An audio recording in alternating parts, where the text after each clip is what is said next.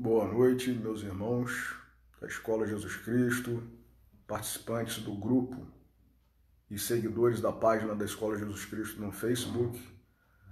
Estamos ainda com alguns minutinhos para o início da nossa reflexão de hoje, mas para nós irmos já nos harmonizando, nos sintonizando com a espiritualidade superior, com os trabalhadores da Seara de Jesus, nós já estamos aqui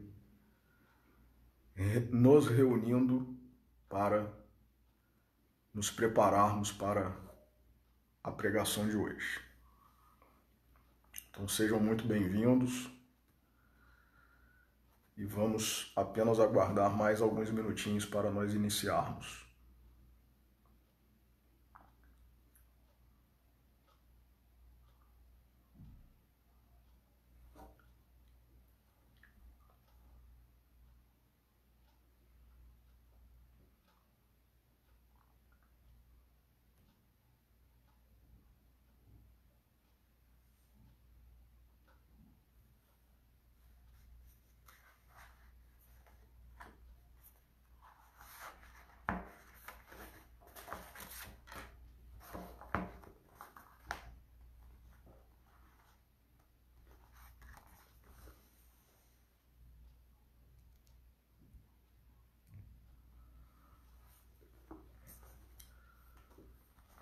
Dois minutinhos.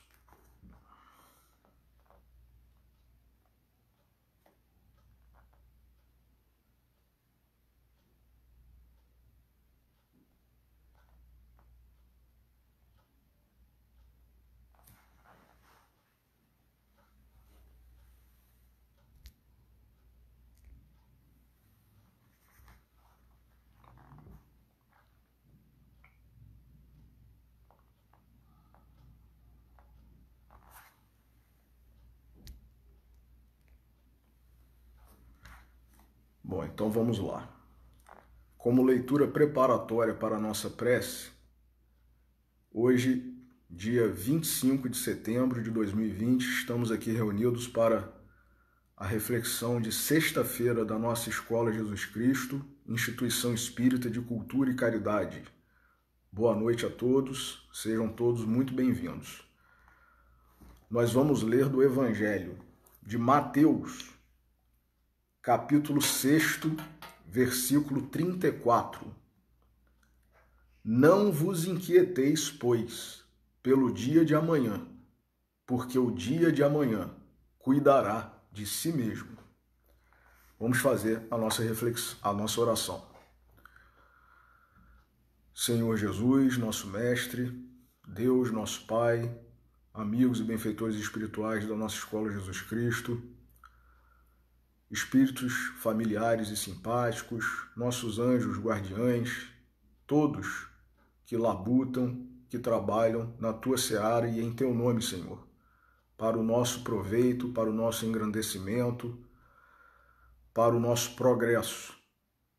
A todos vós, na pessoa de Ti, Senhor Jesus, pedimos a Tua inspiração, a Tua luz, o Teu amor, a Tua misericórdia, para que estejamos em condição de fazer a reflexão da noite de hoje e aproveitarmos ao máximo tudo que nos será trazido. E que, por esta dádiva, por esta oportunidade, por esta graça, antecipadamente gratos, possamos iniciar a reflexão da noite de hoje. Que assim seja. Meus amigos, continuando as reflexões de sextas-feiras com base nesse trecho do Evangelho de Mateus, não vos inquieteis pelo dia de amanhã, não vos preocupeis com o que haveis de vestir, com o que haveis de comer, observai as aves do céu, os lírios do campo. Hoje, mais um texto de Emmanuel, com a sua sabedoria, abordando este trecho do Evangelho de Mateus. E esse capítulo está no livro Vinha de Luz, é o capítulo 152, intitulado Cuidados. É o texto base que vai servir para a nossa reflexão.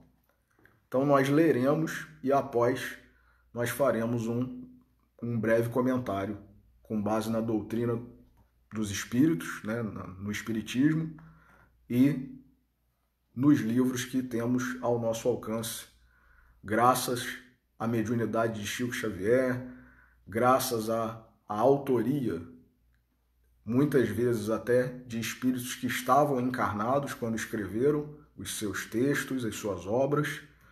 Então, o texto de hoje é Cuidados. Os preguiçosos de todos os tempos nunca perderam o ensejo de interpretar falsamente as afirmativas evangélicas.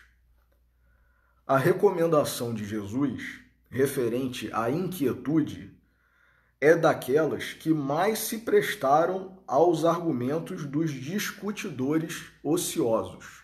Então, começa Emmanuel aqui dizendo que esse trecho do Evangelho é um trecho que gera polêmicas.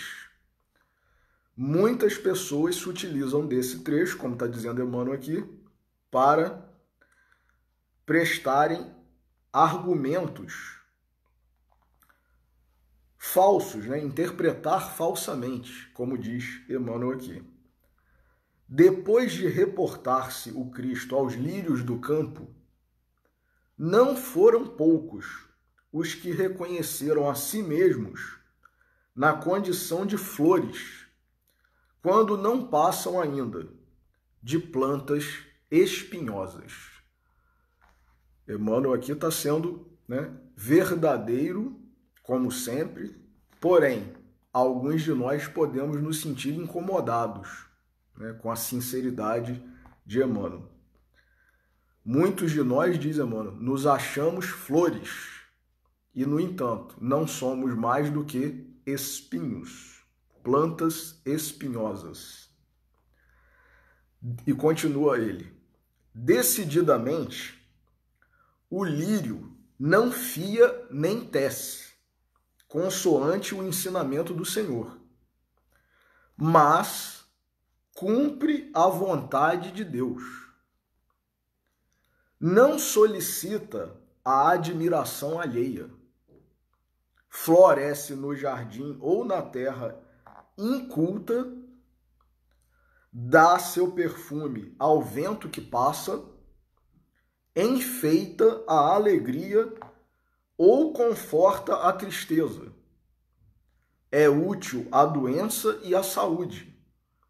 Não se revolta quando fenece o brilho que lhe é próprio, ou quando mãos egoístas o separam do berço em que nasceu. Então, o exemplo que Jesus nos traz nessa passagem do Evangelho: olhai os lírios do céu, os lírios do campo, perdão, né? As aves do céu, os lírios do campo, né? Os lírios não tecem, não fiam, as aves não semeiam.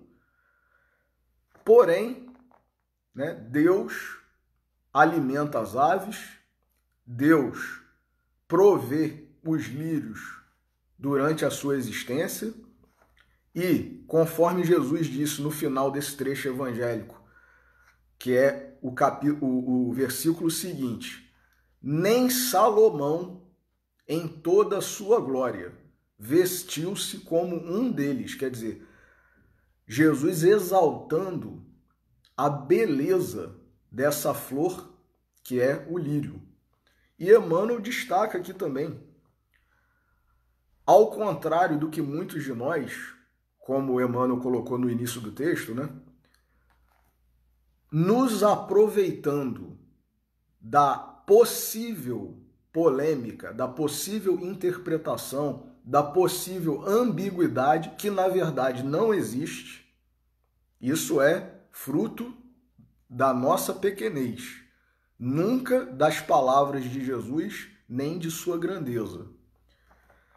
Mas nós, muitas vezes, nos aproveitando desse contexto, dessa ambiguidade que nós criamos, usamos essa figura, essa metáfora que Jesus utilizou, comparando-nos aos lírios e às aves, para dizer assim, então não preciso fazer nada, né? Porque o lírio do campo, o que ele faz? Nada.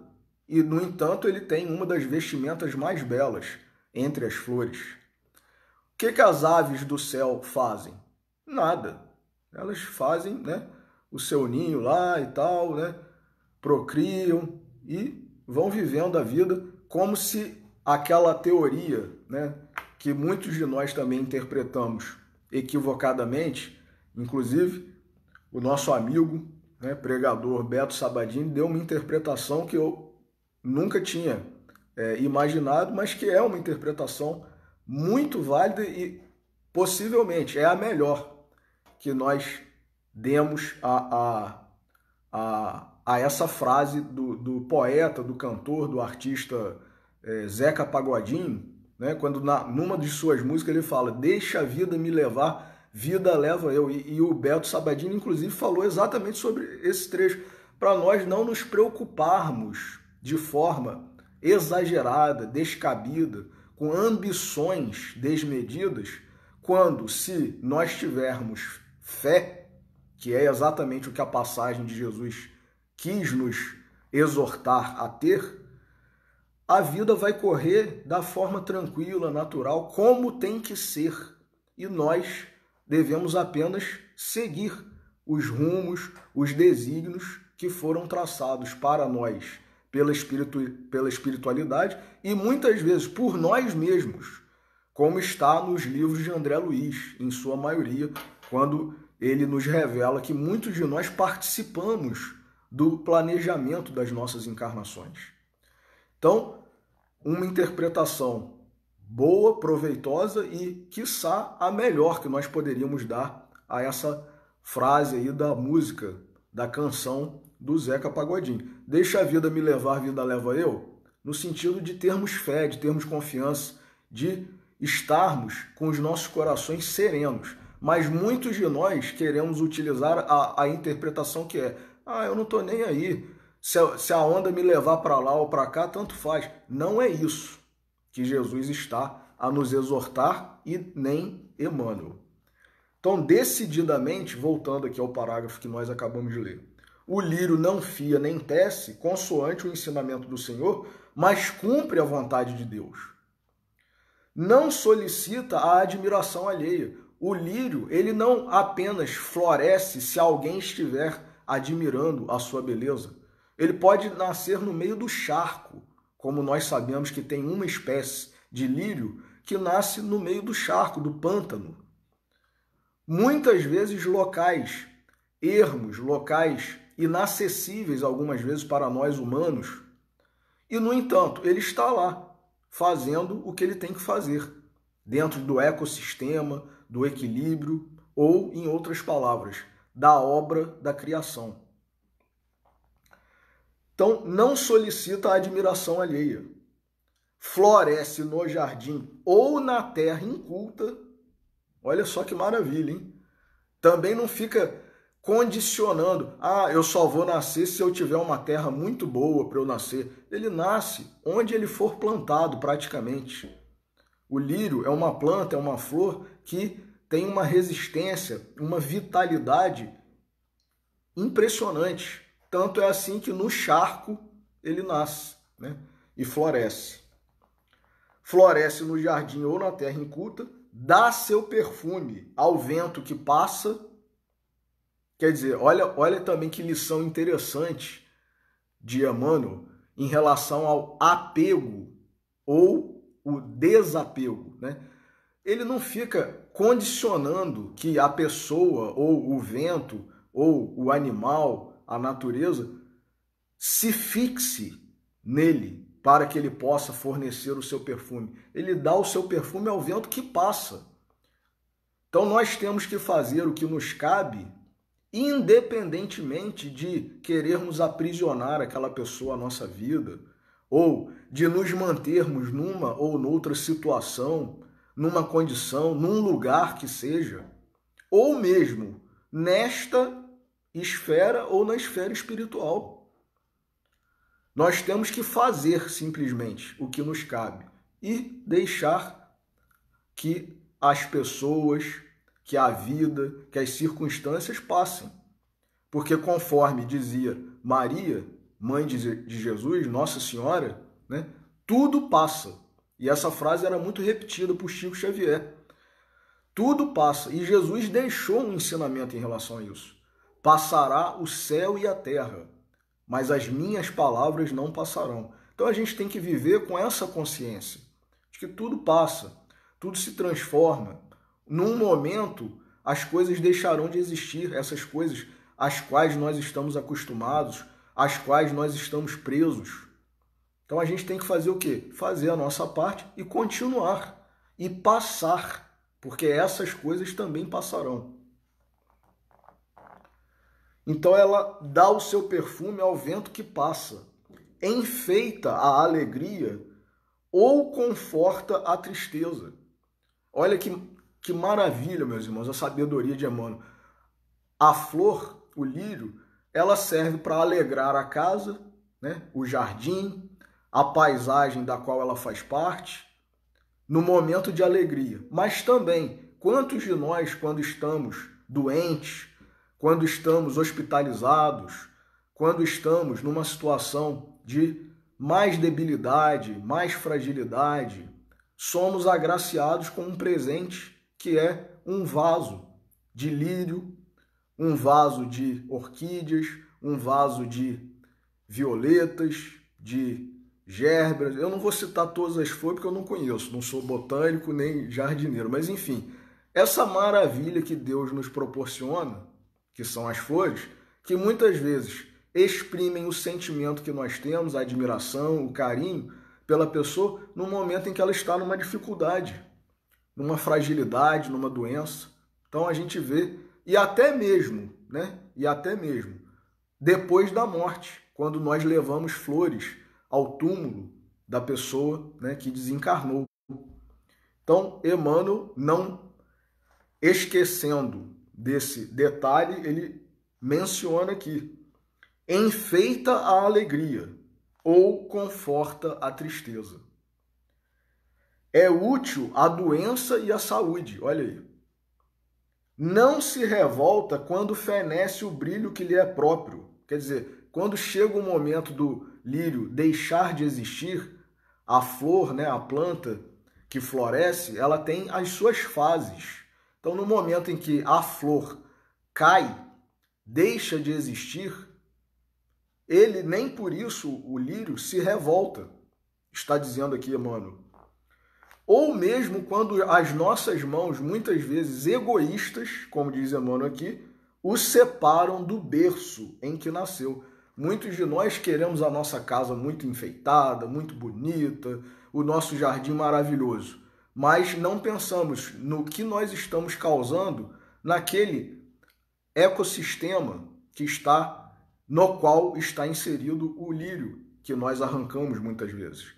Diferentemente de pessoas que têm verdadeiros jardins, né, de cultivo, dessas plantas ornamentais, aí a gente tem outro olhar em relação a isso. Mas muitas vezes nós retiramos a planta, né, a flor, a muda do que nós queremos, do seu habitat natural lá, sem pensarmos se isso causará algum desequilíbrio, algum distúrbio. E nós sabemos que tudo que existe da natureza, da obra da criação, que é obra divina, tem um motivo e tem um papel principal no equilíbrio de todo o ecossistema.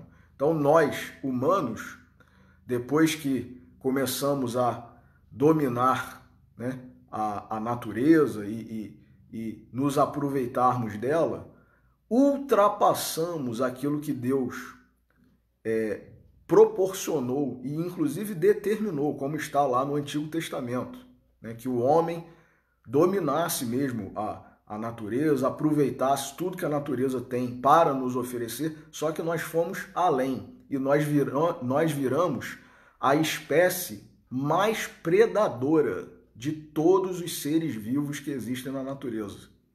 Então estão aí, né, os desequilíbrios ecológicos, ambientais, o derretimento das calotas polares, poluição, buraco em camada de ozônio, enfim, tudo que a gente está vivenciando.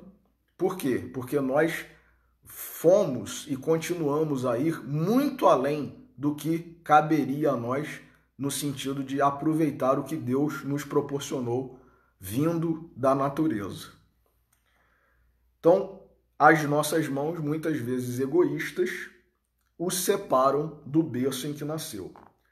Aceitaria, pergunta Emmanuel, o homem inerte o padrão do lírio em relação à existência na comunidade? Quer dizer, agora vamos analisar a nossa situação, já que muitos de nós nos comparamos ao lírio. Então eu não vou fazer nada, Deus haverá de me prover com o que tem de melhor, com o que há de mais belo, inclusive, né?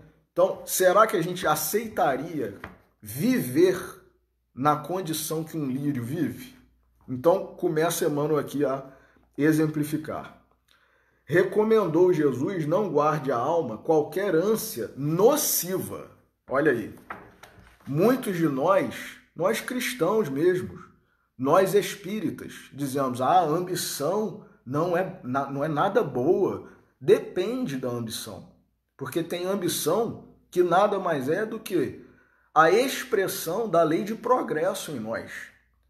O desejo, a vontade de se melhorar, né? De se crescer, de se alcançar condições melhores, a própria busca pela beleza, nada mais é do que uma expressão, muitas vezes desvirtuada, exagerada, da lei de progresso, do progresso, da evolução, que vai nos levar, quando nós estivermos lá na frente, numa condição espiritual muito elevada, a isso, à perfeição, ao belo.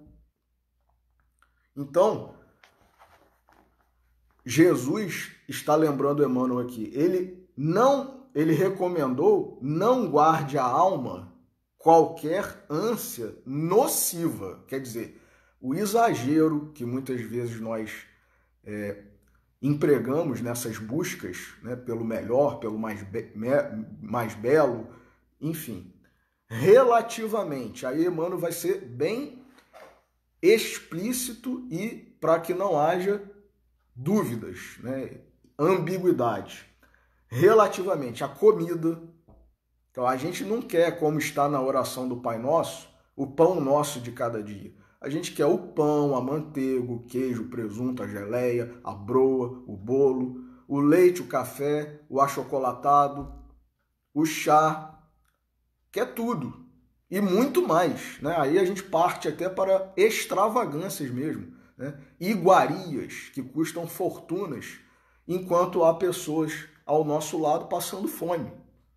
Então, essa é a ânsia nociva em relação à comida, né? E que muitas vezes os primeiros a serem prejudicados não são esses outros que estão muitas vezes passando por necessidades, não. Somos nós mesmos.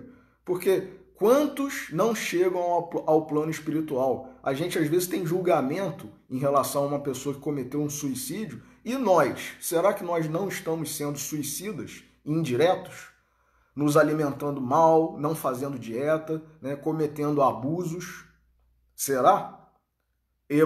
André Luiz também, nos seus livros, relata que muitos de nós somos suicidas indiretos. E ele próprio ouviu na espiritualidade, né, gritos de que ele teria se suicidado, né? Ouviu gritos de suicida, suicida, naquele período em que ele ficou no umbral, durante aproximadamente 8 anos. Né? E ele ficou inquieto, né, e assustado. Como é que pode estarem me chamando de suicida? Eu não me suicidei. E muitos de nós estamos na mesma linha, né, na mesma atitude que o André Luiz teve enquanto encarnado, né? Abusando da comida, da bebida, do cigarro e muitas outras coisas mais. Então, não guarde a alma qualquer ânsia nociva relativamente à comida. Primeiro ponto. Ao vestuário. Quantos de nós exageramos em relação ao vestuário? Né? Temos mais roupa do que precisamos.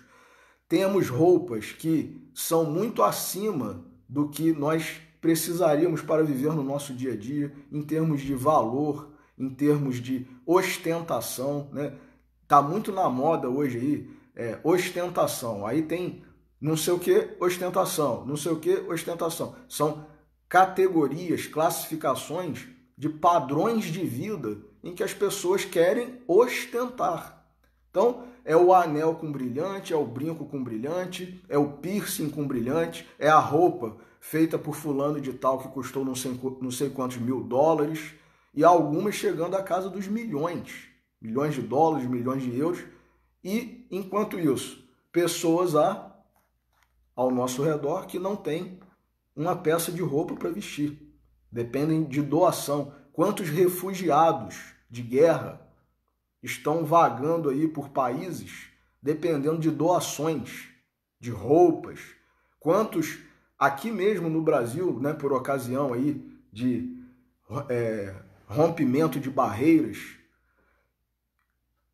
conseguiram sobreviver, mas perderam tudo. Perderam suas casas, seus pertences e estavam em abrigos dependendo de doação, né, de roupas e tal. E muitas vezes as nossas roupas têm pedras preciosas, tem a etiqueta do estilista tal, da marca tal, e as pessoas que nós conhecemos ou não com falta, né, de uma vestimenta, um sapato, né, crianças pobres aqui pelo Brasil e fora do Brasil, na África, em outros países que têm a miséria, né, presente para os seus habitantes, não tem sequer um chinelo, uma sandália de dedo, né? Fazem de garrafas ou de outros materiais que são aproveitados, né, os seus sapatos de forma improvisada. Então a gente tem que repensar, né, a condição, né, o nível, a ostentação que muitas vezes nós estamos vivendo. Mesmo não sendo esses famosos aí que vivem, né, no padrão ostentação. Muitas vezes nós estamos ostentando sem termos nenhuma peça dessas caríssimas de estilistas famosos, mas estamos também. Então a gente tem que parar para refletir. E continua Emmanuel. Ou as questões acessórias do campo material, tudo que envolve a nossa vida enquanto nós estamos encarnados, para a gente não ter ânsia nociva. Asseverou que o dia, constituindo a resultante de leis gerais do universo, atenderia a si próprio. Então a gente tem muita preocupação com o dia de amanhã, com economizar, com poupar, com investir, com isso, com aquilo, e às vezes, como está na parábola do rico insensato, para que ajuntaste tudo isso, louco? Hoje mesmo pedirão a tua alma. Que na hora que ele conseguiu ver que os seus celeiros estavam maiores, todos abarrotados de colheita e tudo mais, ele disse para si mesmo: ó alma, descansa, regala-te, rejubila-te, porque muito ajuntaste. E aí apareceu o anjo da morte para ele e disse: louco, o que ajuntaste, para quem será? Hoje mesmo pedirão a tua alma. E às vezes nós desencarnamos e ficam os bens aí. Às vezes é uma família inteira que desencarna, então quer dizer, não fica nem para os herdeiros daquele que construiu o patrimônio, ou quando fica para os herdeiros, nós que somos da área jurídica, vemos uma briga entre herdeiros, entre irmãos, entre viúva e filhos, que também está relatado nos livros de André Luiz, que muitas vezes culminam com uma tragédia familiar, por causa da disputa de herança, de patrimônio. Então, a gente tem que fugir disso. Se a gente quer crescer espiritualmente, a gente tem que fugir dessas coisas. Pensar, como disse Jesus, nessa passagem, inclusive, do Evangelho, Procurai juntar tesouros onde nem a traça corrói, nem o ladrão rouba, nem a ferrugem consome. É na espiritualidade que nós temos que ajuntar tesouros. Então, continua Emmanuel aqui. Para o discípulo fiel, agasalhar-se e alimentar-se são verbos de fácil conjugação. E o dia representa oportunidade sublime de colaboração na obra do bem. Quer dizer, o discípulo fiel, aquele que tem consciência do Evangelho de Jesus, aquele que está aproveitando tudo que a doutrina espírita nos trouxe e nos traz, e mesmo não o espírita, o cristão de forma geral, o discípulo do Senhor Jesus, ele sabe que agasalhar-se e alimentar-se são verbos de fácil conjugação. Ou seja, é o pão nosso de cada dia, dá-nos hoje. É o que nós necessitamos e não o que desejamos, o que queremos. Mas basear-se nessas realidades simples para afirmar que o homem deva marchar sem cuidado consigo, olha aí, a interpretação equivocada que nós damos muitas vezes, seria menoscabar o esforço do Cristo, convertendo-lhe a plataforma salvadora em campanha de irresponsabilidade. Jesus nos exortou a sermos como as aves do céu e os lírios do campo. Então, eu vou ficar me preocupando em trabalhar, em fazer isso, fazer aquilo, ganhar meu sustento, que seja, né? Não é isso que Jesus nos exortou, e Emmanuel está sendo muito claro aqui no texto dele. Se nós dermos esta interpretação, olha o que Emmanuel diz aqui. Seria menoscabar o esforço do Cristo, convertendo-lhe a plataforma salvadora. Jesus nos exorta a esse tipo de comportamento, de atitude, para nos salvar, para nós evoluirmos com mais rapidez. Como? Como está no Livro dos Espíritos. Qual é uma das missões primordiais da doutrina espírita? Combater o materialismo. À medida em que nós temos fé na vida futura e nós conhecemos a lei de causa e efeito, ou seja, o que nós plantarmos aqui hoje, seja fazendo alguma coisa ruim para nós ou para os outros, seja omitindo-nos, porque também está lá no Livro dos Espíritos e no Evangelho segundo o Espiritismo. Não basta não fazer o mal. Não basta não fazer o mal. Porque às vezes a gente fala, eu não faço nada de mal para ninguém. Eu estou vivendo a minha vidinha aqui. Não basta não fazer o mal. É necessário fazer o bem. E nós responderemos pelo bem que deixarmos de fazer. Então, essa plataforma que Jesus nos trouxe, salvadora, está a nos dizer isso. Não sede materialistas. É isso. Nós temos que viver como encarnados, sim, trabalhar, ganhar o nosso dinheiro, o nosso salário para sobreviver, para termos o mínimo condizente com a nossa sobrevivência, com as nossas necessidades, mas dentro do que é necessário. E aí continua, Emmanuel. O homem não pode nutrir a pretensão de retificar o mundo ou os seus semelhantes de um dia para o outro, atormentando-se em aflições descabidas, mas deve ter cuidado de si, melhorando-se, educando-se e iluminando-se sempre mais. Então a gente vai mudar o panorama, o padrão. A gente vai mudar o padrão da humanidade de um dia para o outro, ou apenas com um discurso, com uma pregação. Não, isso é uma coisa individual. Tanto que Jesus falou, a cada um segundo as suas obras.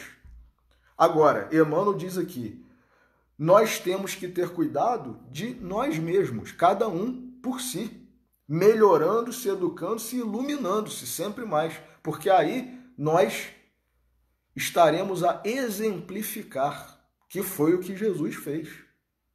Então, na medida em que nós exemplificamos, nós começamos a mudar o nosso irmão, porque aí não são apenas palavras ditas, proferidas, são atitudes, são comportamentos que as pessoas presenciam, veem e falam: puxa vida, aquele ali é um sujeito correto, aquela ali é uma mulher correta, é um seguidor de Jesus, é uma seguidora de Jesus. Está fazendo o que o Evangelho nos ensina. E finaliza aqui Emmanuel: realmente a ave canta feliz. Então parece para muitos de nós, o que os pássaros fazem? Ficam cantando, né? Que coisa, que vida boa, né? Cantando o dia inteiro. Só que Emmanuel fala aqui, canta feliz, mas edifica a própria casa. Não é ninguém que faz o ninho do passarinho para ele, não, é ele próprio. É o macho, às vezes sozinho, ou então o macho e a fêmea. Eles que constroem o ninho. Não vai vir outro macho da mesma espécie ou de outra espécie, ou outro casal para fazer o ninho para mim, não. Se eu sou um passarinho. Eu é que tenho que fazer o meu ninho. Então a gente não tem que esperar que os outros façam nada por nós. Muito menos a espiritualidade. A espiritualidade não é babá, não é acompanhante, não é tomador de conta, não é nada disso. A espiritualidade está para, em nome de Jesus, nos ajudar. Jesus não disse, e os apóstolos também lá em Atos dos Apóstolos, né, e nas epístolas lá de Paulo, de Pedro, de Tiago: ajudai a carregar uns as cruzes dos outros, ou as culpas dos outros. Né? Ajudai, não é carregai. Né? Eu vou carregar a dele e ele carrega. Não, cada um tem a sua cruz, cada um tem a sua missão. Então a gente tem que fazer a nossa missão, a gente tem que carregar a nossa cruz. Agora, se nós pudermos ajudar o irmão, como o Simão Cirineu, o Simão de Cirene fez com Jesus, ajudando-o a carregar a sua cruz, aí nós alcançaremos um patamar um pouco mais elevado, que nós estaremos indo além, estaremos vivenciando o Evangelho de verdade, vivenciando a caridade, o amor, a compaixão. Então, Emmanuel termina aqui: a ave canta feliz, mas edifica a própria casa. A flor adorna-se, tranquila. Que lindo, né? Olha que vida boa. Vivendo a beleza. Que maravilha. Só que ela só faz isso? Não. Olha o que Emmanuel nos destaca aqui. Entretanto, obedece aos desígnios do Eterno. Essa própria flor que nos encanta, nos alegra muitas vezes e nos admira com a sua beleza, ela muitas vezes vai servir de adubo para a própria terra ali onde ela floresceu, onde ela nasceu, e para outras plantas, outros vegetais, outras flores. Então ela está cumprindo o desígnio de Deus. O homem deve viver confiante, sempre atento, todavia, em engrandecer-se na sabedoria e no amor. Então, deve viver confiante, sim, sempre atento, todavia, em engrandecer-se na sabedoria e no amor para a obra divina da perfeição. Obra divina da perfeição. Aí eu me lembrei da questão 132, meus irmãos, do Livro dos Espíritos. Vamos a ela. Questão 132.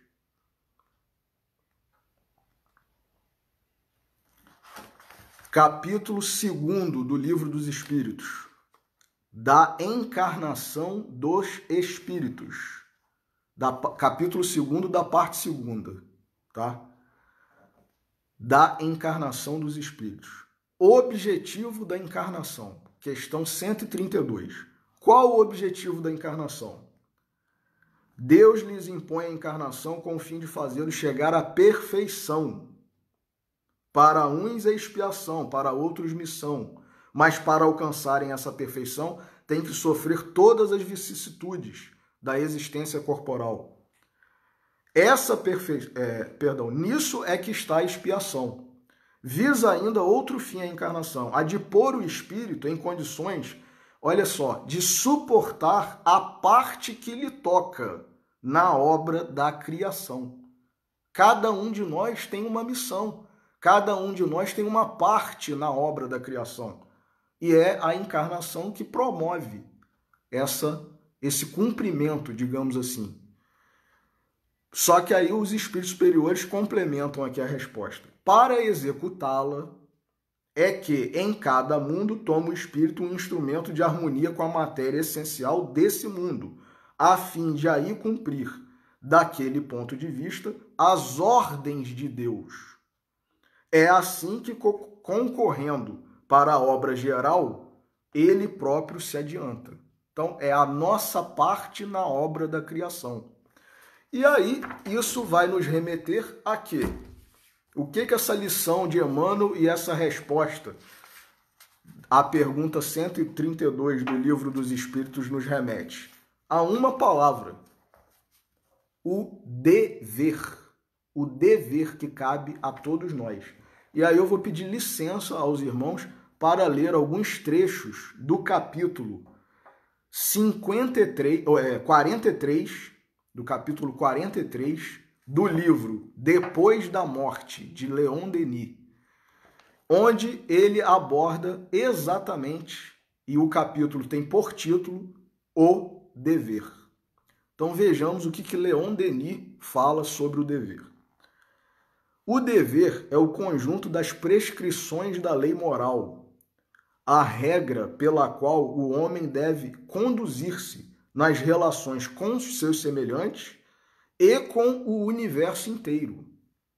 Figura nobre e santa, o dever paira acima da humanidade, inspira os grandes sacrifícios, os puros devotamentos, os grandes entusiasmos. Risonho para uns, temível para outros, inflexível sempre, ergue-se perante nós, apontando a escadaria do progresso, cujos degraus se perdem em alturas incomensuráveis. O dever não é idêntico para todos. Varia segundo nossa condição e saber. Quanto mais nos elevamos, tanto mais a nossos olhos ele adquire grandeza, majestade, extensão. Lógico, um espírito menos evoluído não vai ter as mesmas responsabilidades, os mesmos deveres que um espírito muito evoluído, muito adiantado. Cada um de acordo com a sua capacidade. É a parábola dos talentos.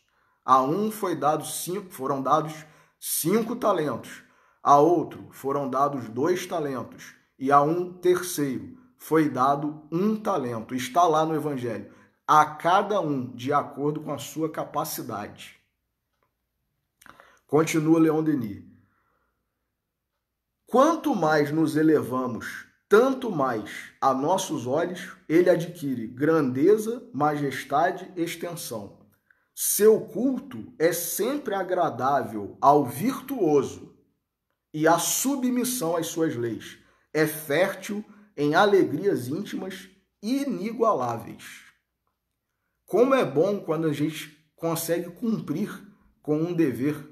Quem não gosta, né? Desde pequenos, quando nós estamos a estudar no colégio, nas instituições educacionais, quando nós fazemos a atividade e recebemos um elogio do professor, conseguimos uma boa nota na prova porque conhecemos a matéria, estudamos, ou até vamos além, né? Quando nós, alguns que são exceção, né? Nós não somos, em maioria, dessa forma, mas alguns são, muitas vezes até espíritos missionários mesmo, que colaboram com os professores, com os seus apontamentos, as suas interpretações. Quantos estudantes, quantos acadêmicos, né, de faculdades, de universidades, desenvolvem pesquisas, teses, obras, escritos, artigos científicos e que vão mudar muitas vezes uma condição, um padrão, um tratamento. Então, estudantes ainda, mas estão indo além, não apenas estão ali para receber o conhecimento que os professores e os livros nos quais eles estudarão e os quais lerão podem transmitir. Eles vão além, eles criam, eles elaboram. Então, que maravilha, né? Quando a gente consegue fazer isso, né? Cumprir o nosso dever. Continua Leon Denis. Por mais obscura que seja a condição do homem, por mais humilde que pareça a sua sorte, o dever domina-lhe e enobrece a vida. Esclarece a razão, fortifica a alma. Então, está lá, né? O trabalho, a frase, o trabalho enobrece e dignifica. Jesus também deixou, não sei se foi Jesus ou se foi Paulo, o trabalhador é digno do seu salário. Jesus, né? O trabalhador é digno do seu salário.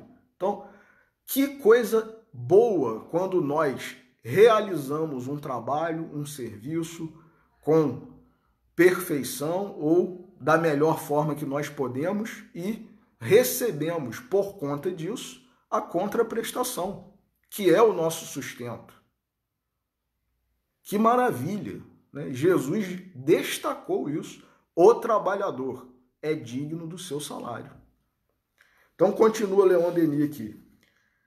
Ele nos traz essa calma, o dever nos traz essa calma interior, essa serenidade de espírito, mais preciosa que todos os bens da terra e que podemos experimentar no próprio seio das provações e dos reveses. Não depende de nós desviar os acontecimentos, porque o nosso destino deve seguir os seus trâmites rigorosos. Olha aí, a ansiedade exacerbada, querendo mudar muitas circunstâncias que não são mutáveis. Muitas circunstâncias que nós pedimos para acontecer. Eu quero passar por determinada situação na minha próxima encarnação, determinada doença, determinada dificuldade. Aí, quando nós chegamos aqui, queremos mudar. Mas sempre podemos, mesmo através de tempestades, firmar essa paz de consciência, esse contentamento íntimo, que o cumprimento do dever acarreta. Então, se nós cumprirmos com a nossa missão, isso nos trará paz. Está também na questão 922 do Livro dos Espíritos. Questão 922 do Livro dos Espíritos. Vamos a ela.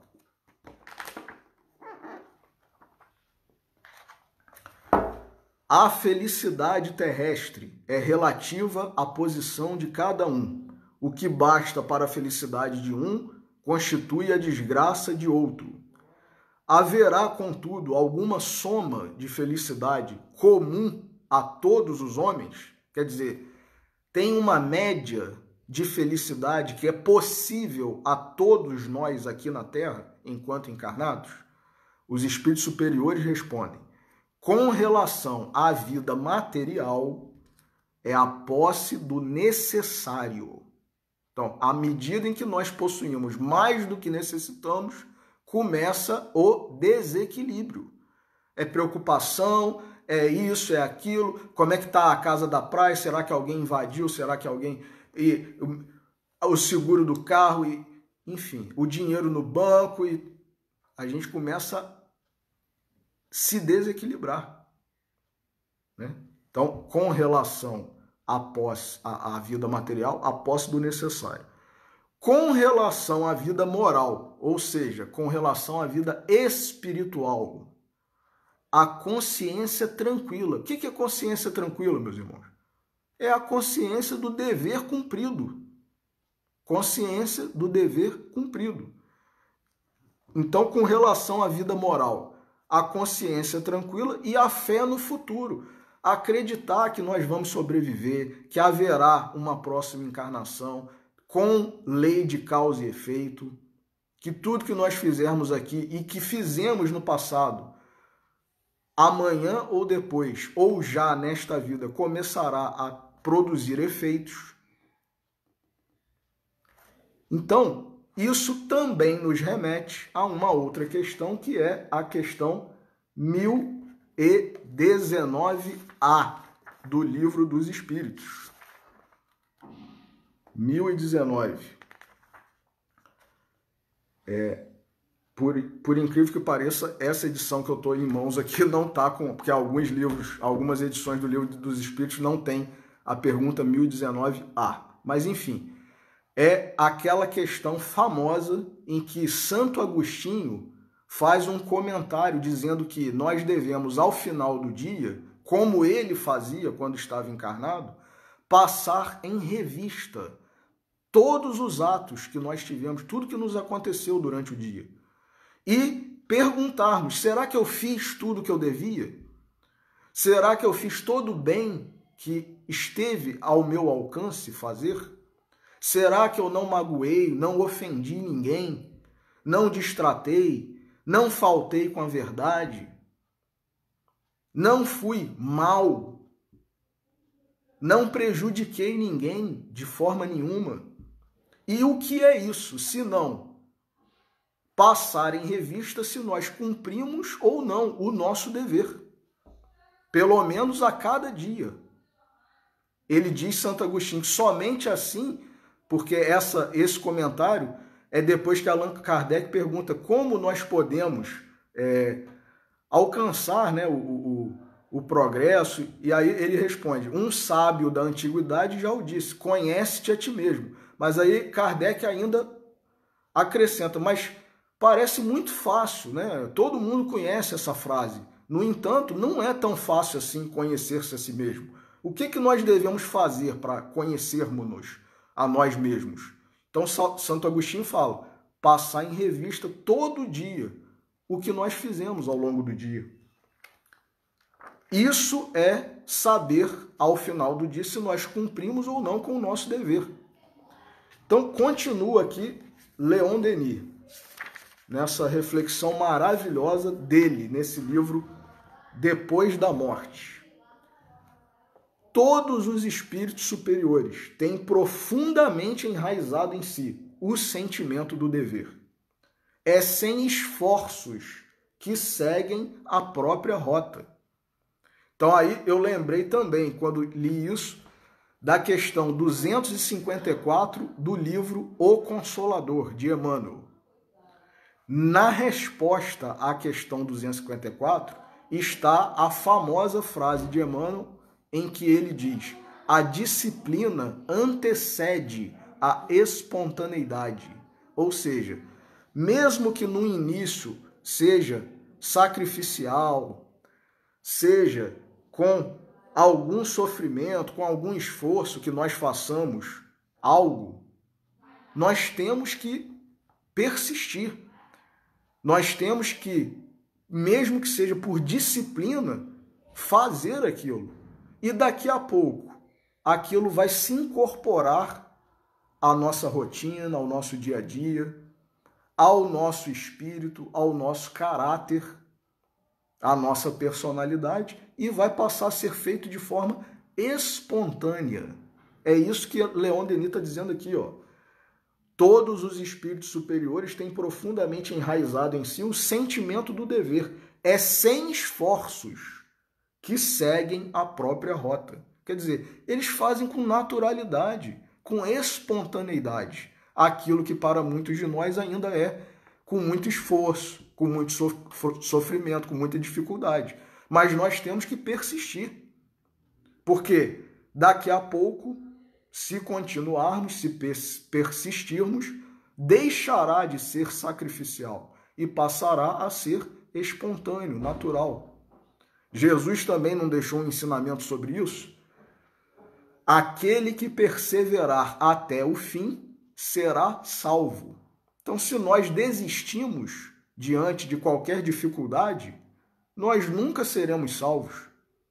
porque nós temos que perseverar até o fim, mesmo que com, inicialmente, alguns sacrifícios, algumas dificuldades. Continua Leon Denis. Olha só, é por uma tendência natural resultante dos progressos adquiridos, que se afastam das coisas vis e orientam os impulsos do ser para o bem. Aí a gente começa a ter outras aspirações muito maiores, muito mais elevadas. O dever torna-se, então, uma obrigação de todos os momentos, a condição imprescindível da existência, um poder ao qual nos sentimos indissoluvelmente ligados para a vida e para a morte. Que maravilha, né, Leon Denis? E aí ele continua. O dever oferece múltiplas formas. Há o dever para conosco, que consiste em nos respeitarmos, em nos governarmos com sabedoria, em não querermos, em não realizarmos senão o que for útil, digno e belo. Que maravilha, meus irmãos. Há o dever profissional, que exige o cumprimento consciencioso das obrigações de nossos encargos. Há o dever social, que nos convida a amar os homens, a trabalhar por eles, a servir fielmente ao nosso país e à humanidade. Que maravilha! Há o dever para com Deus. O dever não tem limites. Sempre podemos melhorar. Então, é aquele funcionário, é aquele trabalhador, é aquele empregado que faz hora extra. Sem precisar. Não é porque está com o trabalho acumulado, não. Ele faz hora extra sem precisar. O dever não tem limites. Podemos sempre melhorar, quer dizer, aumentar. São os completistas, em termos espíritas, com relação às suas encarnações. Pessoas que passam aqui pelas suas encarnações fazem tudo o que elas deveriam fazer e mais, vão além. Que maravilha, né, meus irmãos? Já pensou se nós fizéssemos isso? Se nós estivéssemos nessa condição?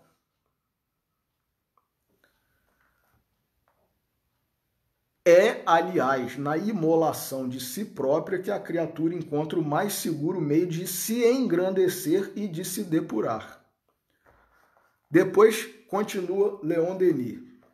Aquele que soube compreender todo o alcance moral dos ensinos dos espíritos tem do dever uma concepção ainda mais elevada.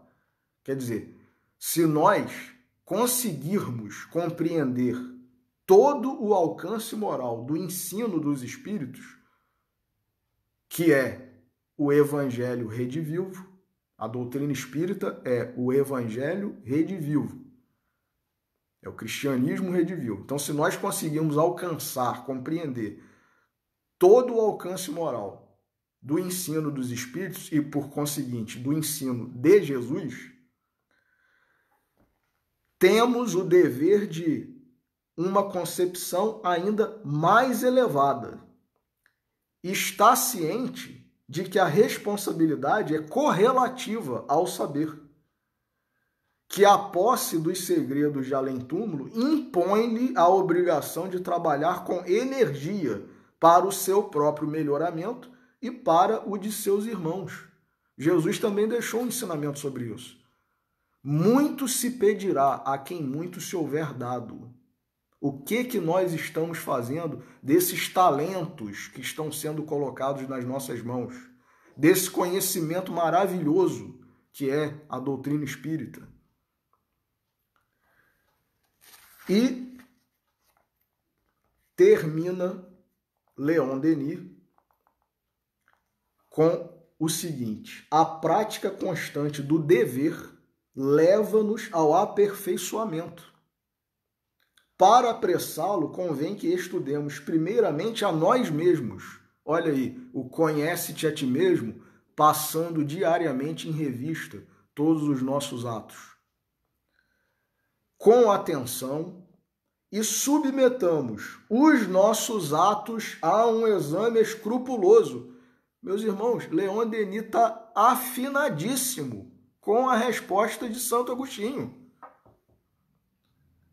Para apressá-lo, convém que estudemos primeiramente a nós mesmos, conhece-te a ti mesmo, com atenção, e submetamos os nossos atos a um exame escrupuloso, porque ninguém pode remediar o mal sem antes o conhecer. Podemos estudar-nos em outros homens. Se algum vício, algum defeito terrível em outrem nos impressiona, procuremos ver com cuidado se existe em nós germe idêntico. E se o descobrirmos, empenhemo-nos pelo arrancar. Consideremos nossa alma pela sua realidade, isto é, como obra admirável, porém imperfeita, e que por isso mesmo temos o dever de embelezar e ornar incessantemente. Olha aí, a busca pelo belo faz parte da lei de progresso. Agora, a gente não pode ficar de forma exagerada querendo ser bonito, né? Chamar a atenção de todo mundo, ficar na academia se admirando no espelho, né? Virar um narcisismo, né? Uma obsessão, um culto ao belo, né? Ao próprio corpo. Aí já desvirtuou. Né? Então, continua aqui o final do capítulo aqui de Leon Denis. Esse sentimento da nossa imperfeição tornar-nos-á mais modestos, afastará de nós a presunção, a tola vaidade. Submetamo-nos a uma disciplina rigorosa. Assim, como ao arbusto se dá a forma e a direção convenientes, olha aí, voltando para a questão das plantas, muitas vezes a gente não coloca, né, uma varetinha, um arame para conduzir a planta para que ela cresça da melhor forma possível, né, aproveitando a luminosidade, a luz do sol, senão o peso dessa planta pode fazer com que ela não cresça da forma correta. Então, Leon Denis está falando exatamente isso. Submetamo-nos a uma disciplina rigorosa. Assim como ao arbusto se dá a forma e a direção convenientes, assim também devemos regular as tendências do nosso ser moral. O hábito do bem facilita a sua prática. Só os primeiros esforços são penosos. Olha aí, a disciplina antecede a espontaneidade. Emmanuel, afinado com Leon Denis. As primeiras impressões, por isso, antes de tudo, aprendamos a dominar-nos. As primeiras impressões são fugitivas e volúveis. A vontade é o fundo sólido da alma. E aí nós lembramos da trilogia de Pasteur, que está no livro citado pelo professor Clóvis, no seu livro, De Jesus para os que Sofrem. Trilogia, né, a tríade de Pasteur. Vontade é a primeira. Trabalho é a segunda. Paciência. Ou seja, primeiro a gente tem que ter a vontade. Eu quero mudar, eu quero crescer, eu quero me melhorar, eu quero evoluir. Eu quero domar as más tendências que existem em mim. Isso é a vontade. Segundo, trabalho. A gente tem que fazer alguma coisa. Não adianta querer e não fazer nada. E o terceiro é paciência. Se nós tivermos vontade e fizermos o que temos que fazer, segundo o professor Clóvis e Pasteur, basta esperarmos. Porque os efeitos, de acordo com a lei de causa e efeito, virão. Então, é o que Leon Denis está falando aqui. As primeiras impressões são fugitivas e volúveis, a vontade é o fundo sólido da alma. Saibamos governar a nossa vontade, assenhorear-nos dessas impressões e jamais deixemos nos dominar por elas. Quer dizer, nós é que somos os que desenvolvemos, cultivamos uma determinada vontade, ou é a vontade que domina, né, o nosso ser, o nosso pensamento. O homem não deve isolar-se de seus semelhantes. Convém, entretanto, escolher suas relações. Evitemos conversas frívolas, assuntos ociosos, que conduzem à maledicência. Digamos sempre a verdade, quaisquer possam ser os resultados. Jesus falou, seja o vosso falar sim, sim, não, não. O que passa disso é de procedência maligna. Retemperemo-nos, finaliza Leon Denis, frequentemente, no estudo e no recolhimento, porque assim a alma encontra novas forças e novas luzes.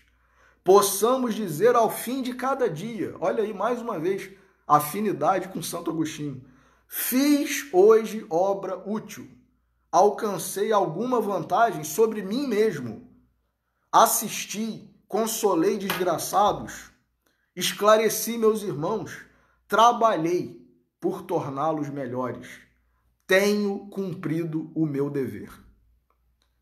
Que maravilha, meus irmãos! Leon Denis, Santo Agostinho, Emmanuel, Jesus no seu Evangelho, que maravilha!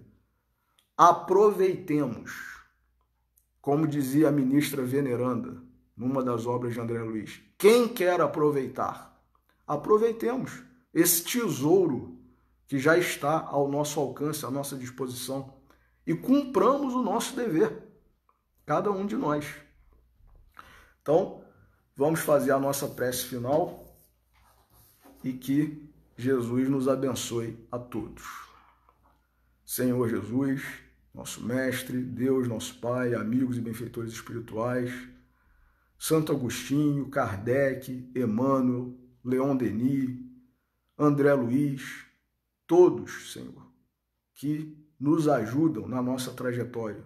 O nosso muito obrigado por todos esses ensinamentos, por todos esses esclarecimentos, mas que nós, Senhor, como disse Pasteur e o nosso amigo, nosso benfeitor, professor Clóvis também, no seu livro de Jesus para os que sofrem, que nós tenhamos vontade, que nós façamos o que temos que fazer, e só assim poderemos esperar em Ti, Senhor, os resultados proveitosos da nossa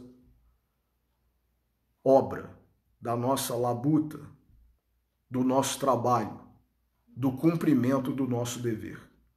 Por isso, mais uma vez, te agradecemos por tudo e pedimos permissão para encerrar a reflexão da noite de hoje. Que assim seja. Meus irmãos, que Deus nos abençoe a todos. Meu muito obrigado pela oportunidade, pela audiência, pela assistência de vocês e que Deus fique com todos nós. Que assim seja. Um ótimo final de semana a todos.